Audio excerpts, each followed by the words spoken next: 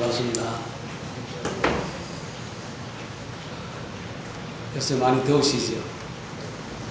최근 들에 이 더위가 저희들이 태국 갔을 때, 동남아시아 갔을 때, 그때의 날씨 같은 그런 기분을 느낍니다. 태국에 있었을 때, 태국의 날씨, 해가 이렇게 비치면 등이 따가울 정도로 굉장히 덥습니다. 요새 우리나라 태양 햇빛도 아마 태국과 비슷한 그런 날씨가 변해가는 것 같더라고요. 지금도 막 여러분 한낮에 바깥에 나가면 뜨거운 햇빛이 등 뒤에 비칠 때는 진짜 아플 정도로 따갑더라고요. 그만큼 계속 기온이 변해가는 걸 보면서 야, 참 우리나라도 멀잖아. 지금은 뭐 온대지방인지 모르겠지만 곧 열대지방이 되지 않나 이런 생각을 해봅니다. 더운 날씨에 건강을 항상 챙기시고 주님 안에서 항상 즐거운 시간 가졌으면 좋겠습니다.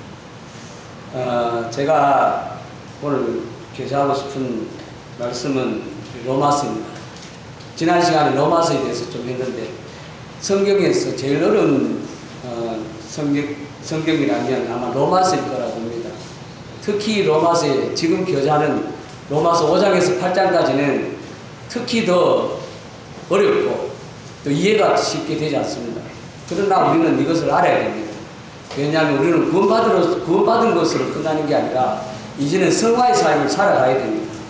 다시 말하면 영적 성숙을 위해서는 꼭 알아야 될 내용이기 때문에 좀 힘들지만 끝까지 좀 들으시고, 우리가 이제는 제가 처음에 구원받았을 때 우리는 그냥 구원받으면 다 끝나는 줄 알았습니다. 그런데 그것이 아니라 우리는 구원받고 난 이후에 주님의 형상을 닮아가야 됩니다. 그것을 영적 성숙이라 그렇게 얘기를 합니다. 지금 우리가 교제하고 하는 이 내용이 곧 영적 성숙에 대한 길을 우리가 공부하고 있다, 이렇게 생각을 하게 됩니다. 그래서 오늘 제목은 그리스도와의 연합을 통한 성화의 삶이라는 제목으로 교제하기를 원합니다. 그리스도와의 연합을 통한 성화의 삶. 로마서 5장 12절에서부터 6장 14절까지입니다. 다 같이 한번 보도록 하겠습니다. 로마서 5장 12절에서부터 6장 14절까지를 같이 읽겠습니다. 먼저 제가 읽고 다음에 성도님들이 읽도록 그렇게 하겠습니다. 로마서 5장 12절 제가 먼저 읽겠습니다. 그러므로 한 사람으로 말미암아 죄가 세상에 들어오고 죄로 말미암아 사망이 들어왔나니 이와 같이 모든 사람이 죄를 지었으므로 사망이 모든 사람에게 이르렀느니라. 죄가 율법에 있기 전에도 세상에 있었으나 율법이 없을 때는 죄를 죄로 여기지 아니하였느니라. 그러나 아담으로부터 모세까지 아담의 범죄와 같은 죄를 짓지 아니하는 자들까지도 사망이 왕노릇하였나니 아담은 모실자의 모형이라. 그러나 이 은사는 그 범죄와 같지 아니하니 곧 한 사람의 범죄를 인하여 많은 사람이 죽었은즉 더욱 하나님의 은혜와 또한 한 사람 예수 그리스도의 은혜로 말미암은 선물은 많은 사람에게 넘쳤느니라. 또 이 선물은 범죄한 한 사람으로 말미암은 것과 같지 아니하니 심판은 한 사람으로 말미암아 정죄에 이르렀으나 은사는 많은 범죄로 말미암아 어렵다 하심에 이름이니라. 한 사람의 범죄로 말미암아 사망이 그 한 사람을 통하여 왕노릇하였은즉 더욱 은혜와 그의 선물을 넘치게 하는 자들은 한 분 예수 그리스도를 통하여 생명 안에서 왕노릇하리로다. 그런즉 한 범죄로 많은 사람이 정죄에 이른 것 같이 한 의로운 행위로 말미암아 많은 사람이 어렵다 하심을 받아 생명에 이르렀느니라. 한 사람이 순종하지 아니함으로 많은 사람이 죄인이 된 것 같이 한 사람이 순종하심으로 많은 사람이 의인이 되리라. 율법이 들어온 것은 범죄를 더하게 하려 함이라. 그러나 죄가 더한 곳에 은혜가 더욱 넘쳤나니 이는 죄가 사망 안에서 왕노릇한 것 같이 은혜도 또한 의로 말미암아 왕노릇하여 우리 주 예수 그리스도로 말미암아 영생에 이르게 하려 함이라. 그런즉 우리가 무슨 말을 하리요? 은혜를 더하게 하렵고 죄에 거하겠느냐? 그럴 수 없느니라. 죄에 대하여 죽은 우리가 어찌 그 가운데 더 살리요? 무릇 그리스도 예수와 합하여 세례를 받은 우리는 그의 죽으심과 합하여 세례를 받은 줄을 알지 못하느냐? 그러므로 우리가 그의 죽으심과 합하여 세례를 받음으로 그와 함께 장사되었나니 이는 아버지의 영광으로 말미암아 그리스도를 죽은 자 가운데서 살리심과 같이 우리로 또한 새 생명 가운데서 행하게 하려니라. 만일 우리가 그의 죽으심과 같은 모양으로 연합한 자가 되었으면 또한 그의 부활과 같은 모양으로 연합한 자도 되리라. 우리가 알거니와 우리의 옛사람이 예수와 함께 십자가에 못 박힌 것은 죄의 몸이 죽어 다시는 우리와 죄의 종으로 타지 아니하려 함이니 이는 죽은 자가 죄에서 벗어나 어렵다 하심을 얻었습니다. 만일 우리가 그리스도와 함께 죽었으면 또한 그와 함께 살 줄을 믿노니 이는 그리스도께서 죽은 자 가운데서 살아나셨음에 다시 죽지 아니하시고 사망이 다시 그를 주장치 못할 줄을 알미로다. 그가 죽으심은 죄에 대하여 단번에 죽으시며 그가 살아계심은 하나님께 대하여 살아계시니 이와 같이 너희도 너희 자신을 죄에 대해서는 죽은 자요 그리스도 예수 안에서 하나님께 대하여는 살아있는 자로 여길지어다. 그러므로 너희는 죄가 너희 죽을 몸을 지배하지 못하게 하여 공의 사역에 순종하지 말고 또한 너희 지체를 불의의 병기로 죄에 내주지 말고 오직 너희 자신을 죽은 자 가운데서 다시 살아난 자 같이 하나님께 드리며 너희 지체를 의의 무기로 하나님께 드리라. 죄가 너희를 주장하지 못하니 이는 너희가 법 아래 있지 아니하고 은혜 아래 있습니다.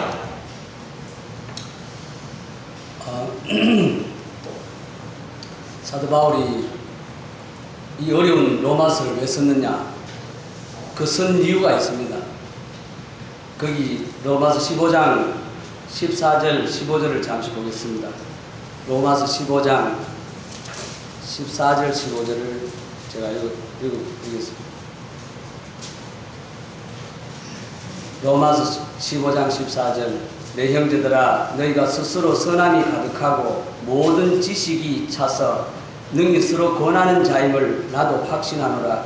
그러나 내가 너희로 다시 생각나게 하려고 하나님께서 내게 주신 은혜로 말미암아 더욱 담대히 대략 너희에게 썼노니 내가 너희로 다시 생각나게 하기 위하여 이 책을 썼다고 얘기합니다.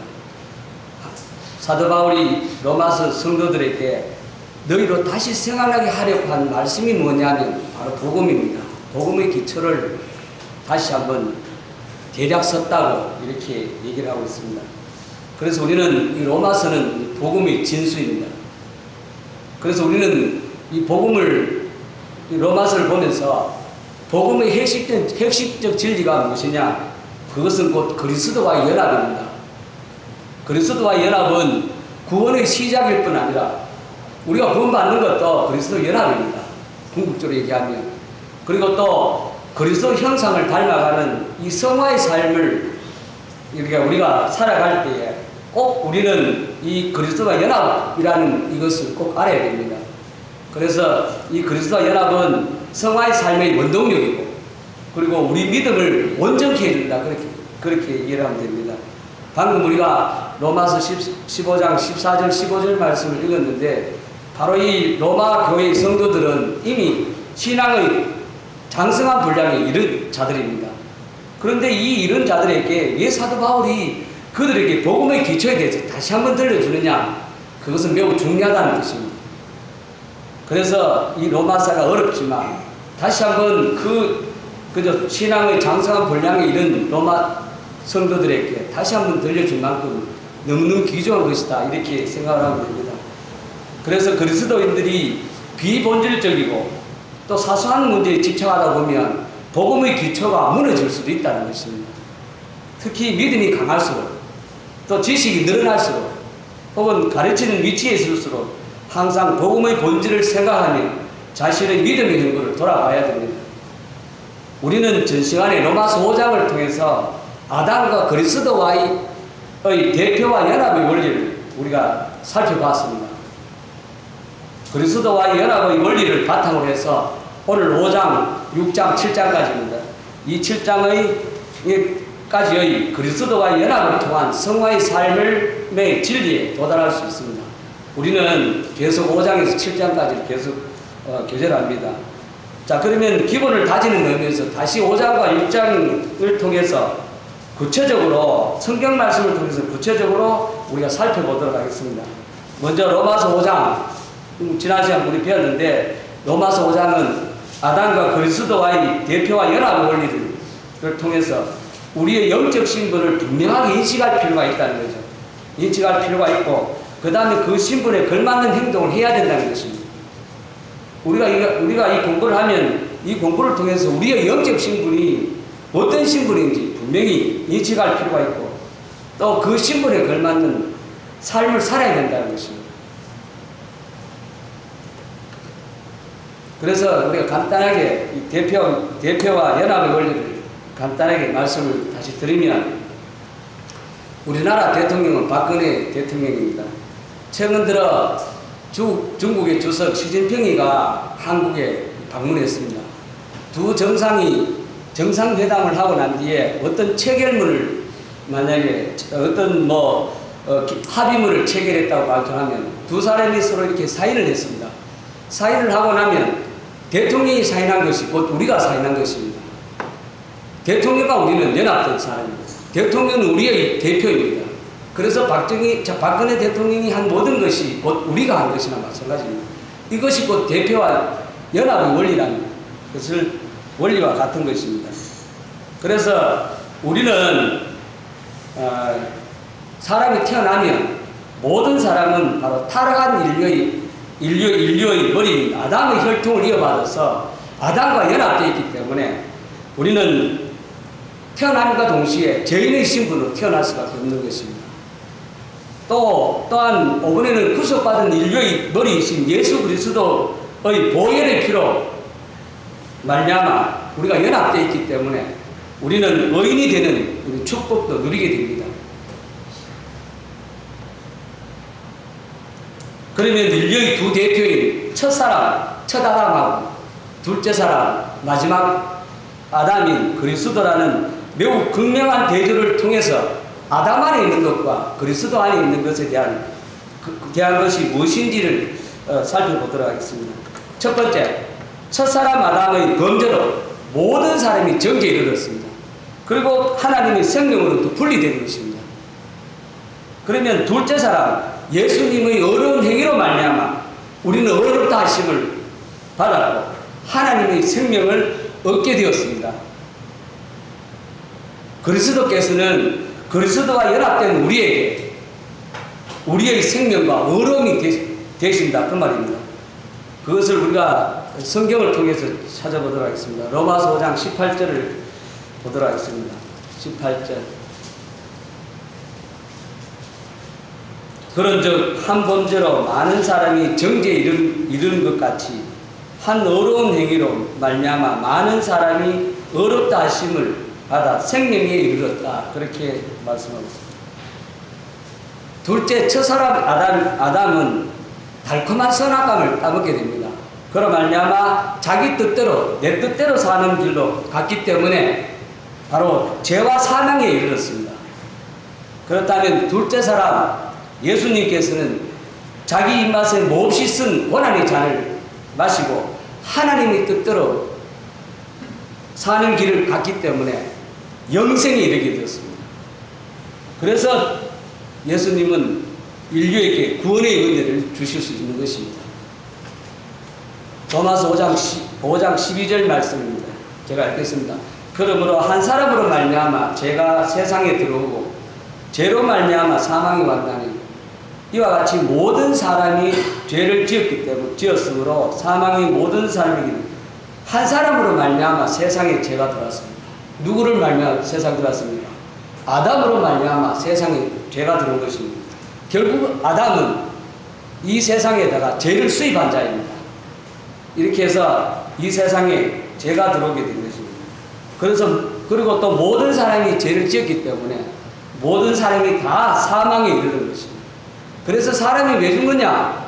바로 죄 때문에, 자기 죄 때문에 죽는다고 생각하면 됩니다. 셋째, 첫사람 아담의 불순종의 결과로 죄의 열매만을 맺는 죄의 신분이 됐습니다. 우리는 죄의 신분을 갖고 태어난 사람입니다. 여러분, 우리도 이조시대, 조선시대에, 우리도 신분에 따라, 우리가 그 신분에 따라서 사회생활 할 때도 굉장히 어려움이 많은데, 옛날에도 뭐 예를 들어 노예 신분이다, 천민 신분이면 우리는 사회에 굉장히 많은 제약을 받는 것처럼 우리는 태어날 때부터 죄인의 신분으로 태어난 것입니다. 아담의 불순종으로 말미암아 그렇습니다. 그러면 둘째 사람 예수님의 순종하심으로 말미암아 우리는 의인의 신분이 되는 것입니다. 로마서 5장 19절 말씀에 한 사람이 5장 19절 한 사람이 순종하지 아니함으로 많은 사람이 죄인 된 것 같이 한 사람이 순종하심으로 많은 사람이 의인이 되었다라고 얘기합니다. 넷째, 첫사람 아담의 범죄로 죄와 사망이 왕노릇하게 됩니다. 둘째 사람 예수 그리스도의 은혜와 의의 선물을 넘치게 받은 우리는 의로 말미암아 생명 안에서 왕노릇합니다. 아담의 범죄로 해서 아담의 범죄 때문에 아담 안에 있는 모든 사람들은 죄와 사망이 왕노릇하게 됩니다. 그러나 예수 그리스도의 은혜와 의의 선물을 넘치게 받은 우리는 바로 의로 말미암아 생명 안에서 왕노릇합니다. 로마서 5장 17절 말씀입니다. 17절 한 사람의 범죄로 말미암아 사망이 그 한 사람을 통하여 왕노릇하였음즉 더욱 은혜와 의의 선물을 넘치게 받은 자들은 한 분 예수 그리스도를 통하여 생명 안에서 왕노릇한다. 5장 21절을 읽겠습니다. 5장 21절 이는 죄가 사망 안에서 왕노릇한 것 같이 은혜도 또한 의로 말미암아 왕노릇하여 우리 주 예수 그리스도로 말미암아 영생에 이르게 하려 합니다. 죄가 사망 안에서 왕노릇합니다. 은혜도 의로 말미암아 우리 안에서 왕노릇하게 됩니다. 다섯째, 첫사람 아담의 죄로 인해서 영원한 심판과 영원한 멸망의 형벌을 받는 사형수가 되었습니다. 오늘날 예수 믿지 않는 모든 사람들은 다 사형수입니다. 영원한 심판과 멸망의 형벌을 받게 됩니다. 그러나 둘째 사람 예수 그리스도의 은혜로 축복과 선물을 넘치게 받는 자가 되는 것입니다. 로마서 5장 15절 말씀에 그러나 이 은사는 그 범죄와 같지 아니하니 곧 한 사람의 범죄를 인하여 많은 사람이 죽었음즉 더욱 하나님의 은혜와 또한 한 사람 예수 그리스도의 은혜로 말미암은 선물은 많은 사람에게 넘쳤느니라 이렇게 얘기합니다. 이 말씀에 더욱이라고 말했습니다. 15절 말씀을 다시 그러나 이 은사는 그 범죄와 같지 아니하니 곧 한 사람의 범죄를 인하여 많은 사람이 죽었음즉 더욱 한 사람의 은혜와 또한 한 사람 예수 그리스도의 은혜로 말미암은 선물은 많은 사람에게 넘쳐 여기에 더욱이란 말이 있죠. 이 더욱이라는 말이라는 표현에서 우리가 아담 안에서 잃어버린 것, 우리는 아담 안에서 죄와 사망으로 가서 우리는 죽을 수밖에 없는 죄인의 신분이고 영원한 형벌을 받을 수밖에 없습니다. 이렇게 아담 안에서 잃어버린 것보다 그리스도 안에서 얻는 것이 훨씬 더 많다는 것을 얘기하고 있습니다. 예를 든다면 그리스도께서는 죄를 용서하시고 깨끗게 하셨기 때문에 아담의 범죄로 인해서 죄와 사망에서 우리를 건져주셨습니다. 그럼 건져주시고 끝났느냐? 그것이 아니라 건져주시고 난 뒤에 우리로 하여금 하나님의 거룩과 영광에 참여할 수 있게 만드는 것입니다. 이것이 하나님의 은혜입니다. 하나님이 우리가 아담의 죄 때문에 우리가 죄와 사망에서 죽어야 되는데 예수님이 우리 죄를 담당하시고 죄와 사망에서 우리를 건져주셨습니다. 이 건져주신 것뿐만 아니라 바로 하나님의 거룩과 영광에 참여할 수 있겠습니다. 그리스도의 구속사역은 인간을 죄의 형벌에서 자유롭게 할 뿐 아니라 인간에게 하나님의 생명 자체를 주셨습니다. 이게 중요합니다. 우리는 구원받은 것은 끝나는 것이 아니라 구원받고 난 이후에 하나님의 생명 자체를 우리에게 줬기 때문에 우리는 하나님의 형상을 닮아서 살아가는 것입니다.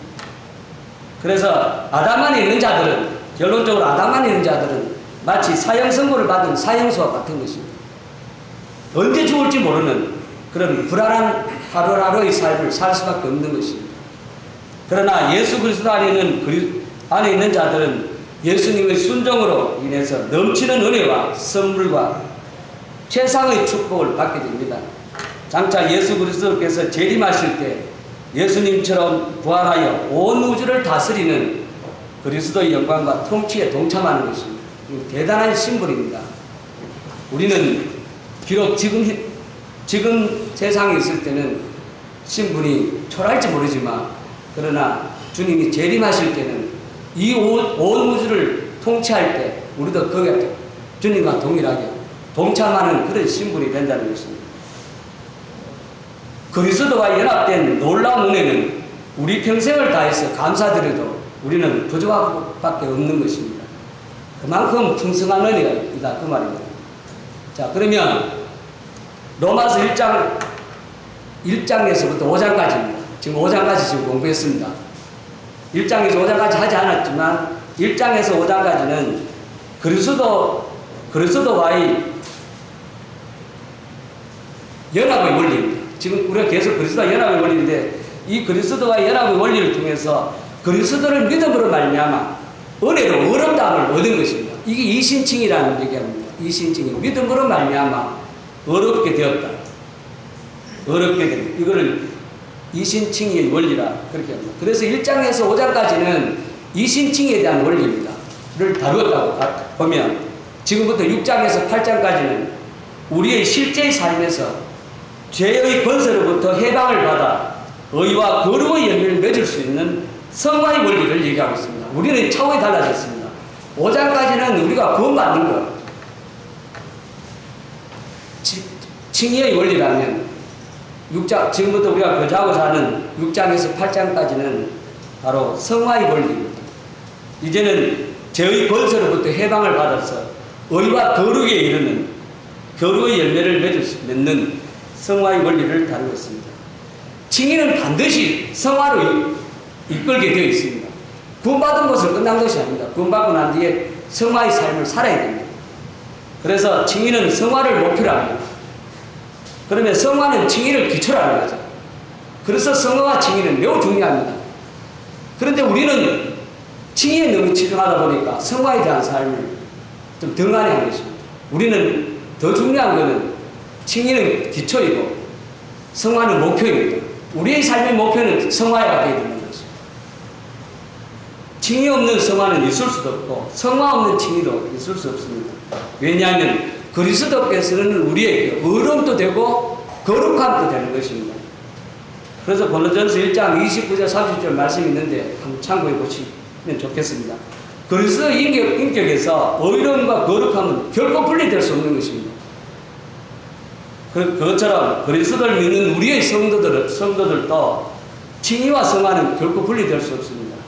성화와 칭의는 구원이라는 동전의 양면과 같습니다.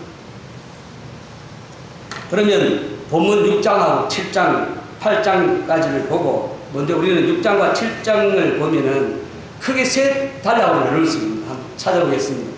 그리스도, 로마서 6장 1절에서 14절. 자, 제가 지금 세 단락을 나누는데 다 단락마다 공부를 해야 되는데, 먼저 첫째 단락입니다.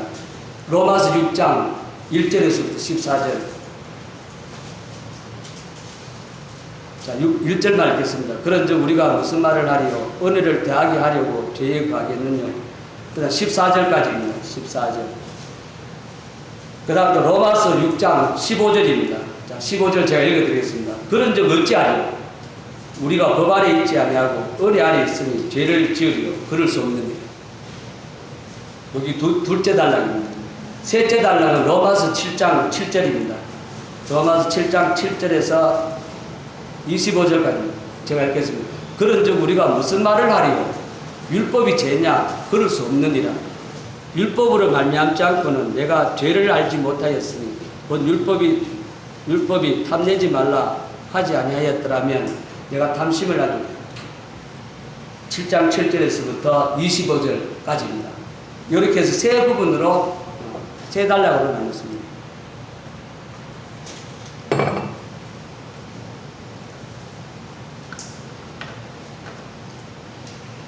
그리고 이 세 단락에 이 문단의 구분을 보면은 맨 첫 문단의 첫머리에 항상 그런즉 뭐뭐 하리요 그래 하겠느냐 이렇게 동일한 형태의 질문을 시작합니다. 그리고 또 그 질문에 대한 절대적인 부정의 답변이 바로 이어집니다. 그리고 또 부정의 답변을 한 이유를 또 여러 구절에서 설명하고 있다는 것이 공통점입니다. 자, 그러면 각 문단의 그 첫 번째, 첫 구절을 보면은 그런즉 6장 1절입니다. 그런즉 무슨 말을 하리요? 은혜를 더하게 하려고 지혜에 가겠느냐. 6장 15절 그런즉 어찌하리요? 우리가 법 아래 있지 아니하고 은혜 아래 있으니 죄를 지으리요. 위에는 죄에 가겠느냐 물었고 둘째 단락에서는 죄를 지으리요 하고 이렇게 묻고 있습니다. 그 다음 셋째 단락 7장 7절을 보면은 그런즉 무슨 말을 하리요? 율법이 죄냐? 이렇게 묻고 있습니다. 이 동일한 형태의 질문을 시작하고 그 다음 그 질문의 절대적인 부정으로 그 다음 그럴 수 없느니라 이렇게 합니다. 그럴 수 없다. 죄에 가겠느냐? 그럴 수 없다. 죄를 짓겠느냐? 그럴 수 없다. 율법이 죄냐? 그럴 수 없다는 것입니다. 그리고 그럴 수 없다고 답변한 이유를 여러 구절로 제시합니다. 우리는 오늘 6장 1절에서 14절 첫 단락을 갖고 우리가 교제를 하기를 원합니다. 첫 단락의 내용은 그리스도와의 연합으로 의의 종이 되었기 때문에 되었고, 죄송합니다. 6장 1절에서 14절의 내용은 우리가 그리스도와의 연합을 통해서 죄에 대해서 죽고 의에 대해서 다시 살았기 때문에 우리는 죄에 대해서 가할 수 없다. 죄에 대해서 죽었고 의에 대해서 다시 살아난 우리가 다시 죄를 가할 수 없다고 이렇게 얘기합니다. 그러면 6장 15절에서 7장 6절까지는 어떤 내용이냐? 그리스도와의 연합으로 의의 종이 되었습니다. 우리는 의의 종이 된 거예요. 그리고 율법에서 해방됐기 때문에 이제는 죄를 지을 수 없습니다. 이렇게 얘기하고 있습니다. 그 다음 7장 7절에서 25절 내용은 율법의 문제가 아니라 우리의 육신 안에 있는 죄의 본성이 문제다 이렇게 해요. 우리 안에 있는 이 죄된 본성이 문제가 있다고. 그래서 육신을 가진 인간에게 율법적 규제가 가해지면 오히려 죄가 촉발해버립니다. 이 몸에 죄된 본성이 있는 우리에게 율법이 또 오면 이 율법 때문에 우리 안에 이 죄된 본성으로 인해갖고 도리어 그냥 죄를 더 많이 짓게 되는 것입니다. 지금 아마 우리 성도님이 구원받고 난 이후에 우리의 삶을 돌아보면 충분히 이해가 됩니다. 그것이 7장 7절에서부터 25절 말씀입니다. 자, 그러면 우리는 첫 단락인 6장 1절에서 14절을 통해서 죄에 가할 수 없는 이유에 대해서 왜 죄에 가할 수 없느냐 그 이유에 대해서 살펴보도록 하겠습니다. 먼저 6장 1, 2절을 같이 한번 찾아보겠습니다. 6장 1, 2절 다 같이 읽어보겠습니다. 시작. 그런즉 우리가 무슨 말을 하리요? 은혜를 더하게 하려고 죄에 더하겠느냐? 그럴 수 없느니라. 죄에 대하여 죽은 우리가 어찌 그 가운데 곧 살리요? 그런즉 우리가 무슨 말을 하리요? 은혜를 더하게 하려고 죄에 가겠느냐? 그럴 수 없느니라. 죄에 대하여 죽은 우리가 어찌 그 가운데 더 살리요? 이렇게 얘기하고 있습니다. 이 말씀은 하나님의 은혜의 복음이 죄를 조장한다는 이런 조장한다는 반박은 말도 안 된다는 말입니다. 그러면 먼저 1절에 그런즉이란 말이 있죠. 그런즉 이거는 이건 뭐와 관계되느냐면 바로 앞절에 20절의 말씀입니다. 5장 20절 말씀이 있습니다. 5장 20절 제가 읽어드리겠습니다. 율법이 들어온 것은 5장 20절 율법이 들어온 것은 범죄를 더하게 하려 함이라. 그러나 죄가 더한 곳에 은혜가 더욱 넘쳤나. 이 말씀에 대해서 이 말씀의 논의를 이어받은 표현입니다. 그런즉 그리고 로마서 5장 20절 말씀에 율법이 들어온 것은 범죄를 더하게 하려 합니다. 그러나 죄가 더한 곳에 은혜가 더욱 넘쳤다. 이렇게 말씀합니다. 이 말씀에서 율법의 가장 기본적인 역할이 뭐냐? 먼저 알아야 됩니다. 왜 하나님은 이스라엘 백성에게 율법을 줬느냐? 율법을 준 가장 기본적인 역할은 먼저 하나님께서 인간에게 요구하시는 거룩한 삶의 기준을 제시해 준 겁니다. 이게 율법입니다. 율법은요, 하나님이 인간에게 요구하시는 가장 거룩하고 기본적인 삶의 기준을 보여준 것입니다. 그러고 난 뒤에 이 기준을 어길 경우에 심판과 형벌을 제시함으로써 모든 사람들로 하여금 자신이 죄인임을 깨닫게 하는 것입니다. 율법을 주신 이유는 우리가 죄인인 것을 깨닫는 것입니다. 그리고 율법이 들어와서 죄를 금지할수록, 자, 이제 율법이 우리 몸에, 우리 안에 지금 들어왔습니다. 이렇게 해서, 율법이 들어와서, 죄를 금지할수록 우리들은 우리 안에 있는 죄의 본성이 더욱 자극을 받아서 죄를 더하게 됩니다. 왜 우리는 구원받고 난 후에 우리의 삶이 더더욱 이렇게 죄에 대해서, 그죠? 이 죄 때문에 굉장히, 저 또한 구원받고 난 후에 그 죄 문제 때문에 굉장히 고심을 많이 했어요. 상심도 많이 하고, 때로는 절망도 하기도 하고, 그렇게 했습니다. 그 한 이유가 바로 여기 있더라고요. 무엇이냐? 인간은 하지 말라고 하면 더 하고 싶어 하는 죄의 본성이 우리 안에 있어서 그렇습니다. 율법 자체는 아무런 문제가 없습니다. 다른 사람은 율법을 얘기하면 율법은 이스라엘 백성들이 지켜야 되는데 왜 우리 얘기하는 거예요? 율법은 문제가 없는 것이죠. 문제는 뭐냐? 우리 안에 있는 죄의 본성이 문제라는 겁니다. 그래서 우리 안에 있는 아담으로 물려받은 이 죄의 본성 때문에 죄를 금지하는 율법이 들어오면 오히려 죄의 본성이 자극을 받아 죄를 또 촉발하게 한다고 말합니다. 이건 뒤에 또 나옵니다. 뒤에 그 7장부터 교자면 나오니까 지금은 내용이 그렇다고 말합니다. 그래서 율법이 들어온 것은, 자, 이제 이 말씀, 6장 1, 2절 말씀, 20절 말씀입니다. 20절 말씀에, 5장 20절, 율법이 들어온 것은 우리 자신이 확실하게 죄인임을 깨닫게 하며, 죄가 더한 것은 은혜가 더욱 풍성하게 넘친다고 말씀하고 있습니다. 이 말씀은 아담 안에서 죄가 왕노릇하는 것보다 그리스도 안에서 은혜가 왕노릇하는 것이 훨씬 더 능력 있고 풍성하다는 사실을 말해주는 것입니다. 쉽게 말하면 우리가 아담 안에서, 그죠, 죄가 더하는 것보다 그리스도 안에서 은혜가 더하는 것이 훨씬 더 풍성합니다. 그래서 20절 말씀에 죄가 더했다는 말도 있죠. 20절 말씀에 죄가 더한 곳에 은혜가 넘쳤다. 죄가 더했다는 이 헬라어 말에는 플레오나조라는 말인데, 이거는 풍성하다, 늘어나다, 이런 말입니다. 그 말을 의미하는 것이고, 그 다음 은혜가 넘쳤다라고 하는 헬라어는 페페르페리시오라는 말인데, 이거는 탁월하게 풍성한 것입니다. 탁월하게 풍성하다, 이런 의미를 갖습니다. 이 두 단어가 죄가 셀 수 있을 만큼 늘어났다면 은혜는 셀 수 없을 만큼 풍성이 넘쳐났다는 것입니다. 비유하자면 죄는 홍수가 나서 강이 범람할 정도로 강물이 불어난 것을 말한다면 은혜는 그 강물을 다 포함하고도 더 풍성히 넘치는 바다와 같은 것입니다. 그래서 하나님께서는 우리에게 베푸시는 그 은혜는 우리의 모든 죄를 다 덮고도 넘칠 만큼 풍성하다.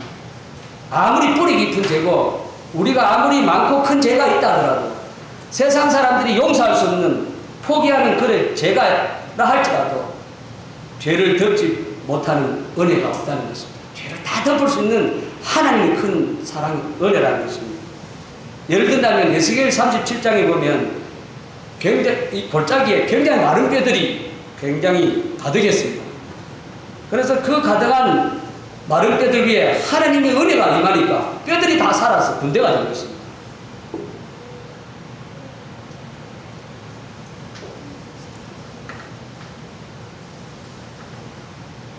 하나님의 은혜의 능력이 이렇게 대단한데 변하지 않을 죄인이 도대체 어디 있겠습니까? 은혜가 될 것이 없다는 것입니다. 그러나 오늘날 많은 사람들이 로마서 6장 1절의 말씀을 악용하고 있다는 게 문제입니다. 로마서 1장 6절 다시 제가 읽겠습니다. 이게 굉장히 중요한 거죠. 6장 그런즉 우리가 무슨 말을 하리요? 은혜를 더하게 하려고 죄에 거하겠느냐? 이 말을 악용해 버리는 겁니다. 그 어떻게 악용하느냐 하면 오늘날 지금 유병원과 구원파가 이렇습니다. 우리과 그래 같습니다. 어떻게 하냐면 제가 더한 곳에 은혜가 더 많다고 하지 않느냐. 그러면 은혜를 많이 받기 위해서 죄를 지어도 괜찮지 않느냐. 이렇게 얘기도 할 수도 있고 또 어떠냐 하면은 은혜로 죄 용서를 받았으니까 우리가 은혜로 죄사함 받았습니다. 죄사함 받았으니까 죄를 마음대로 지어도 괜찮지 않느냐. 이렇게 얘기하고 있습니다. 이게 오늘날 우리가 은혜를 구원받았기 때문에 이제는 은혜를 구원받았어. 죄사함 다 받, 이제 죄가 없으니까 이제 제 마음대로 살아도 되지 않느냐. 이렇게 잘못 악용하고 있다. 사도 바울은 미리 지금 유병호가 같은 이런 일들이 일어나는 걸 알고 지금 쓰는 것입니다. 그래서 바로 이 6장 1절의 말씀이 그렇게 악용되고 있다는 거죠. 여기서 하나님의 은혜에 대해서 좀 더 살펴볼 필요가 있습니다. 우리도 확실히 알아야 될 것이 있습니다. 하나님 은혜는 용서하는 은혜가 있고 승리하는 은혜가 있습니다. 똑같은 은혜라 할지라도 상황에 따라서 다르다는 것이죠. 한번 예를 한번 들어보겠습니다. 로마서 15장에 가면 탕자의 비유가 있습니다. 그 둘째 아들이 아버지 재산을 가지고 외국에 나가 허랑방탕하게 탕진해 버렸습니다. 그리고 난 다음에 거지가 되어서 아버지 집으로 돌아옵니다. 돌아오니까 굉장히 면목이 없잖아요. 그래서 어찌나 면목이 없든지 아버지에게 이런 얘기합니다. 나로 아들로 여기지 마시고 품꾼의 하나로 여기소서. 이렇게 아들이 아버지에게 마지막 한 말입니다. 이제는 아들로 여기지 말고 품꾼의 하나, 아버지 아래에 많은 일꾼들이 있는데 그들 일꾼과 한 사람은 나를 여겨달라고 이렇게 얘기를 합니다. 그런데 아버지는 모든 것을 용서해 주십니다. 용서하고 잔치를 베풀고 건강학질까지 끼워줍니다. 이것이 아들의 모든 죄를 감사하는 용서의 은혜입니다. 우리는 이 용서의 은혜를 받았습니다. 이제 다시 탕자가 허랑방탕을 가겠느냐 이 말입니다. 다시 간다 할지라도 용서의 은혜는 받을 수 있습니다. 그런데 반면에 탕자가 이제는 후회합니다. 모든 것들을 이제 아버지의 사랑을 알게 됩니다. 이렇게 해서 아버지께 효도하기 시작합니다. 그렇게 해서 아버지의 마음을 기쁘게 해드렸을 때 이때 받는 은혜는 쉽게 말하면 부어지는 은혜입니다. 승리의 은혜입니다. 타락에서 용서받는 은혜는 원점을 회복하는 것인데 이것이 용서의 은혜입니다. 그렇게 쉽게 우리가 타락해가 죄를 짓고 난 뒤에 다시 우리가 용서받았다. 이거는 그냥 원점에서 그냥 맴도는 은혜입니다. 그러나 순종해서 받는 은혜는 부어지는 은혜입니다. 이게 바로 승리하는 은혜라 그 말입니다. 우리는 용서의 은혜를 받으려고 제어하겠느냐 이 말입니다. 아니면 아버지 하나님께 순종하고 충성해서 부어지는 은혜를 누리겠느냐, 어느 것을 할 것이냐 선택은 우리에게 있는 것입니다. 우리는 하나님 우리에게 은혜를 줬는데 그 은혜를 망각하고 또다시 죄를 지어갖고 또다시 용서의 은혜를 받겠느냐. 그렇지 않으면 하나님의 은혜에 감사하기 때문에 하나님 말씀에 순종함으로 인해서 부어지는 이런 승리의 은혜를 입을 것이냐, 그것을 말하고 있습니다. 쉽게 얘기하면 더 쉬워요. 우리 나이가 아프면요, 병이 들면 어머니의 사랑이 더 간절합니다. 그래서 뭐냐면, 그렇다면 어머니의 사랑을 더 받겠다고 일부러 병들겠습니까? 아니라는 것입니다. 배고픔은 밥의 고마움이 더 절실합니다. 그렇다고 밥의 고마움을 알려고 두 끼 굶고 한 끼만 먹겠습니까? 아니라는 것입니다. 그렇다고 도리어 위장병이 걸리는 것입니다. 우리는요, 하나님 은혜를 절감하게 아는 거잖아요. 그 은혜를 알면, 하나님 말씀 순종하면 은혜가 그냥 부어진다는 것입니다. 오늘 성도님들은 또 은혜관이 잘못됐다는 것입니다. 용서하는 은혜만 알고 승리하는 은혜를 모르기 때문에 항상 죄짓고 주님 앞에 용서를 구하는, 그렇게 용서받는 은혜로서 끝난다고 생각하면 안 된다는 것이죠. 죽기 직전에 깨달은 삼손의 은혜도 중요한 은혜입니다.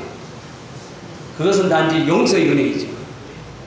그러나 말씀대로 순종해서 누리는 요셉의 은혜는 즉 애굽 총리가 되는 통치의 은혜입니다. 열매가 맺는 은혜입니다. 이것이 곧 승리의 은혜이고 부어지는 은혜입니다. 본문 2절의 말씀이 바로 승리하는 은혜를 말하고 있다. 그 말입니다. 승리하는 은혜. 자, 그러면 우리가 왜 죄에 거할 수 없는지 이제 이유에 대해서 살펴보도록 하겠습니다. 이제 죄에 거할 수 없는 이유입니다. 이 이유는 확실히 알아야 됩니다. 그래야 우리는 왜 죄에 거하지 않는지, 왜 죄를 짓지 않는지 거기에 대해서 이해가 됩니다. 자, 그러면 우리가 왜 죄에 거할 수 없는지 이유에 대해서 첫 번째입니다. 그리스도와 연합된 우리는 죄에 대해서 죽었기 때문에 죄에 대해서 죽은 자입니다.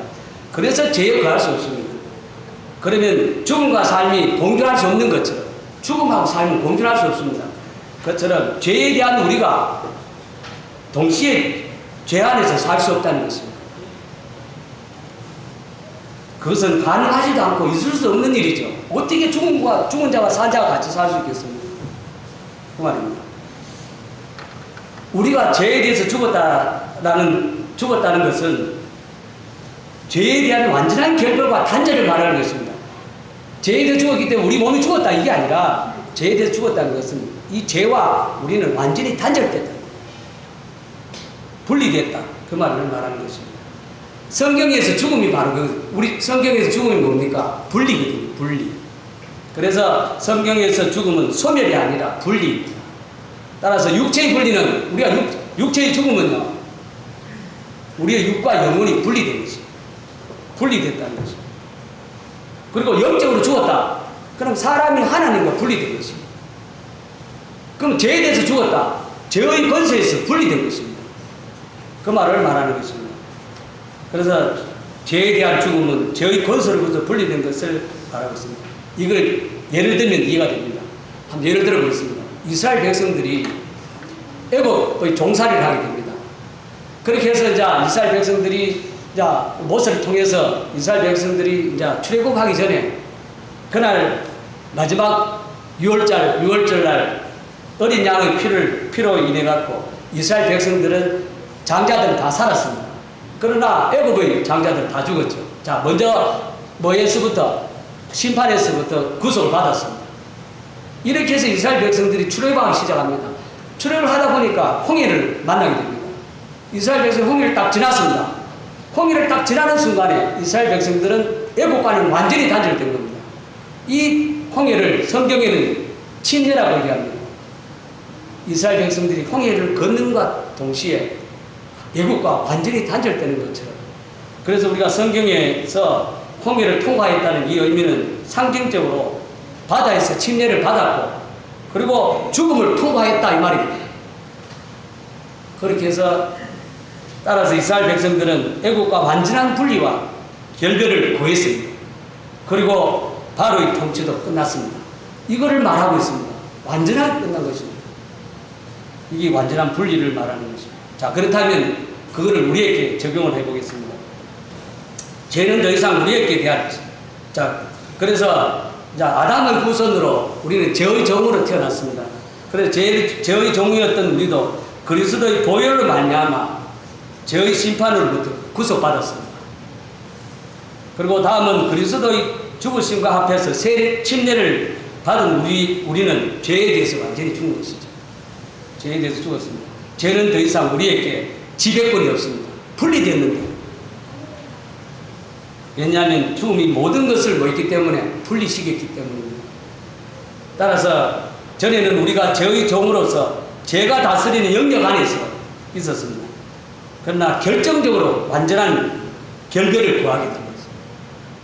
구하고 이제는 그리스도와 연합됨으로써 하나님께서 다스리는 영역으로 옮겨졌습니다. 전에는 죄의 영역이 있다가 이제는 하나님의 영역으로 옮겨졌습니다. 지금 우리는 그런 상태를 말하고 있습니다. 자, 그러면 로마서 6장 1절에서부터 14절까지 우리가 그리스도의 죽음과 연합해서 죄에 대해서 죽었다는 이런 사실을 여러 가지 표현으로 강조하고 있습니다. 한번 찾아보겠습니다. 우리는 죽었습니다. 그럼 어떻게 죽었냐? 6장 2절부터 보겠습니다. 저 각절마다 계속 나옵니다.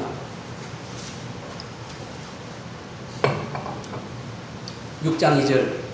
죄에 대해서 죽은 우리는 6장 2절 찾아봅니다. 다 같이 읽어보. 죄에 대해서 죽은 우리는 다 같이 제 따라하십시오. 죄에 대해서 죽은 우리는 자, 그다음 3절에 그의 죽으심과 합하여 침례를 받은 우리는 죽으심과 합하여 침례를 받은 우리는 4절입니다. 그와 함께 장사되었나니 5절 그의 죽으심과 본받아 연합된 자가 되었으면 5절 그의 죽으심과 본받아 연합된 자가 되었으면 6절 우리 옛사람이 예수와 함께 십자가에 못 박힌 것은 7절 죽은 자가 죄에서 벗어나 8절 우리가 그리스도와 함께 죽었으면 11절 너희 자신을 죄의 죽은 자로 여길지어다. 매 구절마다 우리는 죄에서 죽었다고 얘기합니다. 내가 죄에 대해서 죽은 것이 과거에 이미 이루어진 사실입니다. 불변의 진리입니다. 우리는 이미 예수님 십자가 죽을 때 우리는 죄에서 죽은 자입니다. 그걸 여기란 말이에요. 여기라.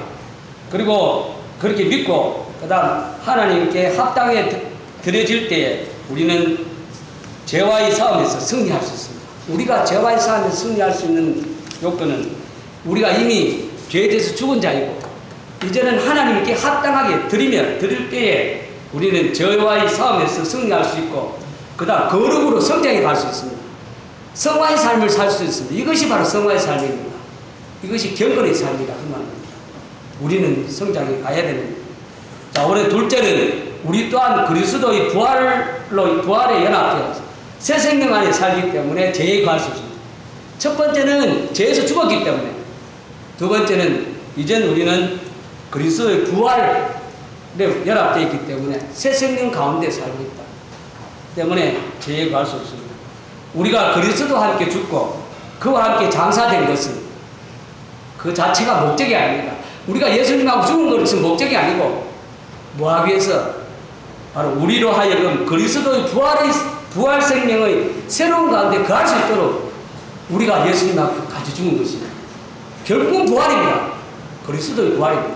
우리는 부활 생명을 안에 새로움을 행하기 위해서 먼저 첫 번째 주님과 함께 십자가에 죽어야 되는 것입니다. 죽음은 부활을 위해서 반드시 필요한 과정입니다. 죽어야 부활이 일어나는 것입니다. 죽음이 없으면 부활이 있을 수도 없고 부활이 없다면 죽음 자체도 의미가 없는 것입니다. 예수님도 죽으시고 부활하지 않았다면 예수님은 우리 죄를 감당할 수 없습니다. 예수님은 죽으시고 부활했기 때문에 우리의 모든 죄를 다 담당할 수 있는 거죠. 죽음과 부활은 그리스도 사역 안에서 결합되어 있기 때문에 그리스도와 연합된 우리가 그리스도의 죽음에 동참하듯이 그리스도의 부활에 동참하는 이것이 바로 우리의 믿음이다 그 말입니다. 예수님과 함께 죽었기 때문에 예수님은 부활로 동참한다는 것입니다. 우리가 그리스도와 함께 죽은 것은 그리스도와 함께 살기 위해서 그렇습니다. 자, 6절 말씀입니다. 6절 말씀을 우리가 알거니와 옛사람이 예수와 함께 십자가에 못 박힌 것은 죄의 몸이 죽어 다시는 우리가 죄에게 종로를 타지 아니하려 합니다. 우리가 안다요. 여러분 알거니와 우리가 안다는 거예요. 우리 지금 이 얘기가 모르는 것이 아니라 다 알고 있다는 거예요. 확실하다는 거죠. 알거니와 옛사람이 예수와 함께 십자가에 못 박혔다. 그것은 죄의 몸이 죽었습니다. 죄의 몸이 죽어 다시는 우리가 죄에게 종로를 타지 아니하려 합니다. 이 말씀에서 옛사람입니다. 옛사람이 나오죠. 옛사람이 예수와 함께 이 옛사람은 아담으로부터 물려받은 근본적으로 타락한 본성을 가진 거듭나기 전의 사람입니다. 예수 믿기 전에 거듭나기 전에는 옛사람입니다. 따라서 옛사람은 항상 죄 아래 있고 어렵지 못하고 연약하고 죄인이고 하나님의 원수입니다. 아직도 구원받은 성도님들이 아직도 옛사람 안에 있다면 우리는 아직도 이렇다는 것입니다. 우리의 이러한 옛사람은 그분과 함께 십자가에 못 박혀 죽었습니다. 아직도 많은 사람들이 이 사실을 알지 못한다는 게 문제입니다. 우리의 옛사람을 동원해서 하나님을 기쁘시게 하고자 열심을 하고 있다는 거예요. 우리 옛사람으로 열심히 주님을 섬기고자 한다면 문제가 있는 것입니다. 우리의 옛사람은 개선해 보려면 아무리 노력해도 개선될 수가 없는 것입니다. 옛사람. 그래서 사람들은 이 옛사람을 개선해 보려고 선을 행하기도 하고 말씀과 기도를 쌓아보기도 하지만 그러나 옛사람으로는 결코 개선이 안 됩니다. 우리는 새 사람을 입어야 됩니다. 새 사람을 입어야 됩니다. 그 새 사람을 바꿔야 된다는 것이죠. 시간이 없어서 로마서 4장 24절, 골로새서 3장 10절을 한번 찾아보십시오. 옛사람은 아담 안에서 자기 생명입니다. 옛사람은요, 자기 생명, 아담 안에서 생명입니다. 새 사람은 그리스도 안에서 부활 생명입니다. 그리고 또 이 6절 말씀에 저의 몸이 죽어라는 말이 있습니다. 이때 죽다란 말이 있죠. 이 죽다란 말은 헬라어 동사에 카타르게오라는 말인데 이 말은 뭐를 의미하느냐? 무력화되었다. 효력을 잃어버렸다. 쓸모가 없다. 이 말입니다. 죽다는 말이 소멸됐다는 뜻이 아니고 무력하게 됐다. 쓸모가 없다. 효력을 잃어버렸다. 이 말을 말하는 거죠. 그래서 존재 자체를 없애는 것이 아니라 존재하지만 효력을 상실했다. 그 말입니다. 저의 몸이 죽었다. 한때는 저의 몸이 우리를 사로잡아서 우리가 죄를 짓게 만들었지만 구원받고 난 이후에 저의 몸이 이렇게 효력을 잃어서 무용지물 되어버린 것입니다.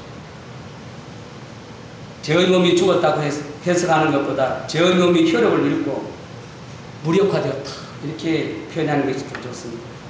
우리가 진정으로 걷어놨다면 우리 안에는 하나님의 성품, 속성이나 본질 이런 것들을 가진 하나님의 생명을 있어야 돼요. 우리 안에 하나님의 생명, 헬라어로 조에라는 말 많이 씁니다. 혹시나 헬라어 조에하는 말은 하나님의 생명을 말하는 거죠.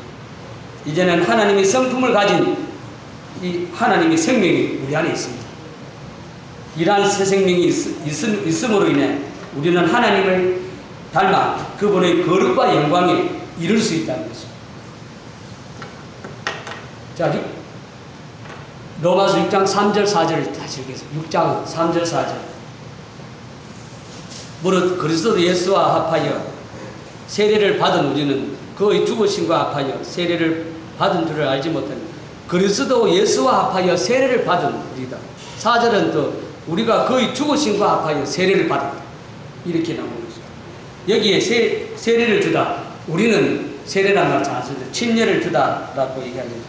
그래서 이 침례를 주다는 말이 신약 성경에도 77번이나 나옵니다. 그럼 그 말이 매우 중요한 내용입니다. 그래서 침례란 말이 뭐냐? 침례는 과거의 상황으로부터 단절하는 거죠. 과거의 상황에서 단절해서 새로운 상황이나 관계로 옮김을 말하는 것입니다. 침례받은 사람이 아직도 과거의 상황 속에 있다면 이건 문제가 있는 것입니다. 이제는 과거의 상황에서 새로운 상황으로 옮겨지는 것을 침례라 그렇게 얘기합니다.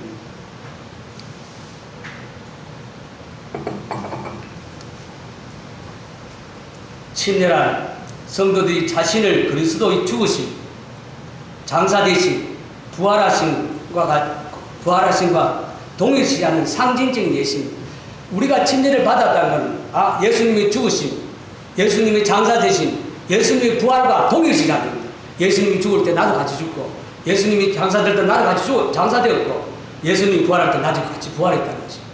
이것이 침례입니다. 그래서 우리가 물속에 잠길 때 있죠. 아마 침례 받으면 다 물속에 다 잠깁니다. 이때 우리는 아담의 후손으로 우리는 죽어 마땅한 사람입니다. 이 말입니다. 아담의 후손으로는 죽을 수밖에 없다. 아까 사형수라고 그랬지 않습니까? 우리의 옛 생명과 옛 본성으로는 살 가치가 없다는 것을 인정하는 것이 침례입니다. 우리의 옛 생명, 옛 사람으로는 의미가 없다. 이것을 말하고 있습니다. 또 우리는 그리스도와 함께 죽어 그와 함께 장사되었다는 사실을 고백하는 것입니다. 이게 침례입니다. 내가 십자가 죽을 때 예수님이 죽으신가, 예수님이 장사되신가 같이 나도 그렇게 함께 연합됐다는 것을 고백하는 것입니다. 우리가 그리스도와 함께 죽었기 때문에 죄가 우리를 상관할 수가 없는 것입니다. 따라서 우리가 무죄하다는 것이 아니라 우리가 그렇게 했기 때문에 우리가 뭐 죄가 없다 이걸 얘기하는 것은 아닙니다. 단지 하나님께서 우리를 죽은 자와 같이 보시기 때문에 죄가 우리를 주장할 권리가 없다. 하나님이 우리를 볼 때에 죽은 자와 같이 보시기 때문에 죄가 우리를 주장할 권리가 없습니다. 3절의 말씀에 그리스도 예수와 합하여 침례를 받았다. 예수님과 합하여 침례를 받았다. 합하여입니다. 또 4절에는 그의 죽으심과 합하여 그 침례를 받았다. 이렇게. 이런 의미는 우리가 이제는 아담에게서부터 그리스도에게로 옮겨졌다는 거예요. 옮겨진 그리스도와 연합의 완성을 의미하는 것입니다. 이게 바로 연합의 완성입니다. 우리가 침례를 받음으로써 이제는 하나님과 나는, 예수님과 나는 연합된 자입니다. 그것을 말하는 것입니다. 그래서 우리는 그리스도의 죽으심, 장사되신, 부활하심에 연합함으로 아담으로부터 완전히 벗어났다. 그렇게 얘기합니다.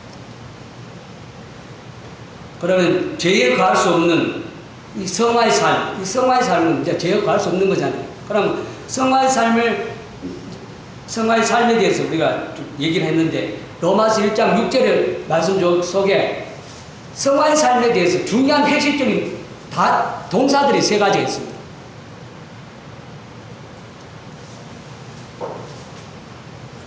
그것이 뭐냐면 알다, 여겨라, 들이라. 이 3가지가 바로 성화의 삶에 필요한 귀중한 단어들입니다. 먼저 알아라. 무엇을 알아야 되는 것이고, 여겨라. 무엇을 여겨야 되는 것이고, 들으라. 무엇을 들이는 것이고. 이것을 여러분. 자, 그럼 먼저 알다부터 하겠습니다. 먼저 알다. 이 알다란 말이 아까 이 3절에 읽어보면요. 알다란 말이 나옵니다. 3절 제가 읽어드리겠습니다. 무릇 그리스도 예수와 합하여 세례를 받은 우리는 그의 죽으심과 앞에 세례를 받은 줄을 알지 못하느냐. 3절은 알지 못하느냐. 6절은 우리가 알거니와. 6절은 아까 우리 읽었을 때 우리가 알거니와. 9절은 알미노라. 9절 하면 알미노라. 이는 그리스도 예수께서 죽은 자 가운데 살아나셨음에 다시 죽지 아니하고 사망이 다시 그를 주장하지 못할 줄을 알미노라. 여기에서도 이 6장 1절에서부터 14절 속에서도 알으라는 뜻이, 알다란 말이 3번이나 나옵니다. 잘 알아야 됩니다. 우리 그냥 아는 거 있죠. 지식적으로 아는 걸 말하는 게 아니고, 우리가 거룩한 삶을 실제로 살기 위해서는 자신이 그리스도와 연합해서 함께 죽었다는 사실을 진정을 알아야 됩니다. 진정 알아야 되는 거죠. 그냥 지식적으로 아는 게 아니라 이 알미 모든 믿음의 기초가 되는 것입니다. 따라서 안다는 것은 성령의 깨닫게 하심을 통한 영적인 알물 실제의 행함에 참된 기초가 되는 것입니다. 실제의 행함에 참된 기초가 되고, 이러한 알은 단순한 지식적인 알을 가리키는 것이 아니라 마음에 새겨진 영적인 알을 얘기합니다. 뒤에 되면 또 교제할 기회가 있으면 하겠습니다. 지금은 그렇게 우리는 그리스도와 연합해서 함께 죽었다는 사실을 지식적으로 아는 것이 아니라 내 마음에 깊이 새겨서 실제의 삶의 능력이 나타나야 됩니다. 이 말씀이 내 능력이 되어야 된다는 것이죠. 그냥 지식적으로 알았으면 안 된다는 거예요. 그것이 첫 번째입니다. 우리는 알아야 됩니다. 두 번째는 여겨야 됩니다. 다음에 나오는 11절 말씀에 여겨라. 이 여기다의 헬라어는 로기조마이라는 뜻인데, 그 말은 누군가의 계좌에 얼마라고 기입하라 이런 뜻입니다. 이 갑작스럽게 여기라는 뜻이 어떤 사람의 계좌에 얼마라고 기입한다 이런 뜻입니다. 이 말이 무슨 말이냐면, 그러면 본문 말씀에 너희 자신을 죄에 대해서 죽은 자로 여기라는 이 말씀은 여러분의 계좌 속에 죄에 대해서 죽은 자라 이렇게 기입하라는 뜻입니다. 이게 이해를 잘해야 됩니다. 하나님이 우리에게 앞으로 너희들 통장에다 내가 1억을 넣어주겠다. 그러면 그거를 만약에 통장에다 기입하라. 우리 기입하면 됩니다. 이걸 여기는 것입니다. 아직 이해가 잘 안 되시죠? 뒤에 좀 더 보충하면 이해가 됩니다. 그러면 이 말씀은 여기라는 말씀은 우리의 경험이 혹시 그렇지 않더라도 우리가 그런 걸 경험하지 않더라도 내 생각을 내려놓고 하나님께서 이루신 사실을 믿음으로 받아들이라는 권면입니다. 내 생각, 내 경험으로는 도저히 하나님이 어느 날 갑자기 어떤 분이 여러분 통장에 1억을 넣어놨다. 여러분 우리 생각은 이해가 안 되죠. 경험할 수 없었기 때문에.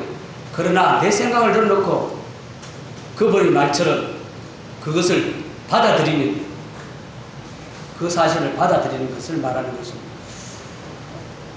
그래서 그리스도와 연합되어 있기 때문에 죄에 대해서 죽고 의에 대해서 살아난 우리는 이제 더 이상 죄에 계속할 수 없는 존재가 됩니다. 이 사실을 사실 그대로 여기고 그리고 실제의 삶에서도 이러한 믿음으로 자신의 지체를 의의 병기로 하나님께 드리라는 권면을 받고 있습니다. 그럼 예를 들어보면 이해가 됩니다. 한번 물어보겠습니다. 하나님이 모세에게 이스라엘 백성에게 가나안 땅을 주었습니다. 받았습니까? 안 받았습니까? 가나안 땅을 아직 가나안 땅에 들어가지도 않았습니다. 광야의 삶을 살고 있는데 하나님이 이미 이스라엘 백성들에게 너희들은 적과 꿀이 흐르는 가나안 땅을 너희에게 주겠다. 이스라엘 백성들은 어떻게 됩니까? 이거 하나님 가고 사람도 아니는데 어떻게 그것이 우리 땅이 될 수 있느냐? 이스라엘 백성들은 그렇게 생각하지 않았다. 하나님의 말씀을 확실히 믿고 여겼다는 것이죠. 그게 중요하다는 겁니다. 다시 말하면 모세가 죽었습니다. 이제는 이스라엘 백성을 인도할 자가 여호수아입니다. 하나님이 여호수아에게 이런 얘기를 합니다.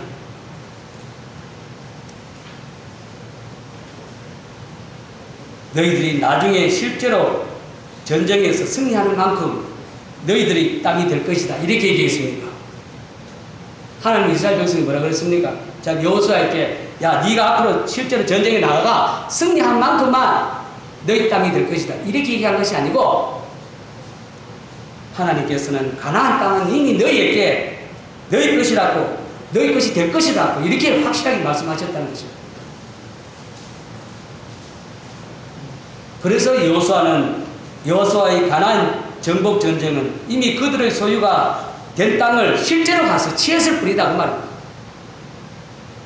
이해가 됩니까? 이해돼요? 직접 하나님은 이미 가나안 땅을 들어가기 전에 이스라엘 백성들에게 앞으로 적과 꿀이 흐르는 땅은 너희 땅이다 이렇게 얘기했어요. 그러고 나서 진짜 여호수아가 가나안 땅을 들어갑니다. 가나안 땅에서 가나안 전쟁을 하는 거죠. 그렇게 해서 여호수아가 가나안 땅에 들어갈 때는 그 땅이 이미 우리 것이라는 걸 확실히 갖고 가는 거예요. 여기에 되는 것입니다. 그래서 여호수아가 가나안 땅에 들어가서 승리하는 땅들이 전부 자기 땅이 되는 거죠. 그 가서 이겼기 때문에 자기 땅이 되는 것이 아니라 하나님이 이미 그 전쟁을 승리할 것이다라고 말씀하셨고, 그래서 여호수아는 실제로 가나안 땅이 자기들의 땅이라는 사실을 그대로 여기고 전쟁에 나가서 싸웠습니다. 가나안 전복 전쟁의 승리로 하나님이 약속하신 적과 꿀이 흐르는 가나안 땅을 차지하게 되었습니다. 마지막으로 13절 말씀에 드리라는 말이 있습니다. 드리라. 이 단어는 로마서 12장 1절 말씀입니다. 너희 몸을 하나님이 기뻐하시는 거룩한 제사로 드리라. 여기도 로마서 12장에도 드리란 말을 두 번이나 연습합니다. 드리라.